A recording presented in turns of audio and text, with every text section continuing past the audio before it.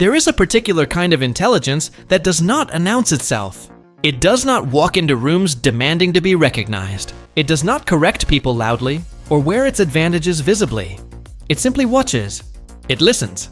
It lets the people around it believe whatever they need to believe. And then, at the exact right moment, it moves.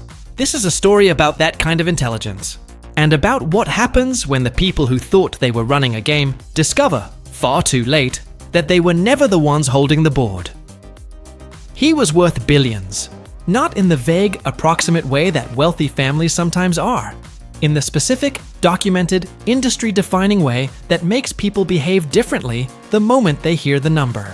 His name carried weight in boardrooms and business circles and anywhere that money translated into power. And yet when he walked onto the campus of a university, nobody knew any of that. He had made certain of it. Plain clothes, no entourage, no behavior that signaled anything other than an ordinary student navigating an ordinary semester.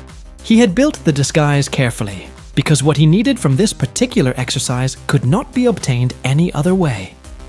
He needed to see her. Not the version of her that would appear if she knew who he was. Not the performance.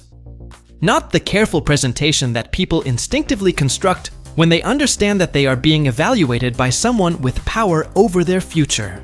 He needed to see who Lu Jiu actually was when she believed no one important was watching. Their engagement had been arranged.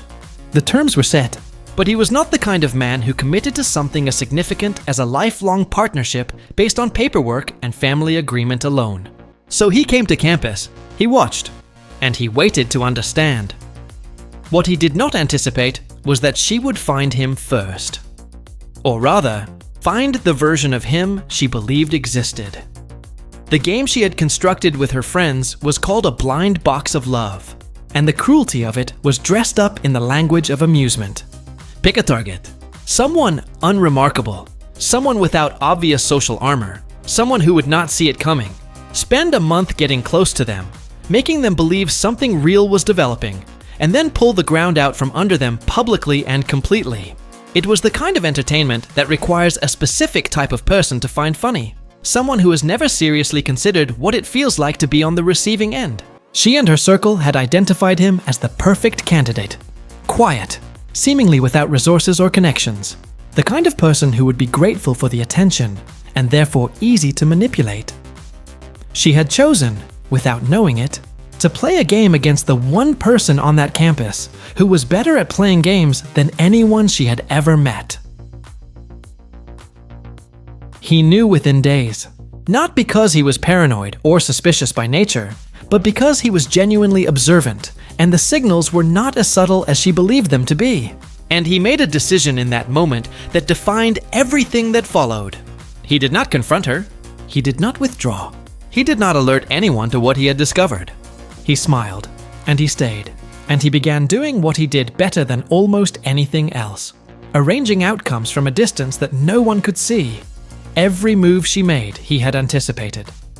Every escalation in the game, he had already accounted for and quietly redirected. The friends who were supposed to be watching and waiting to participate in the public humiliation found, one by one, that their own carefully hidden behaviors were being exposed through channels they could not trace.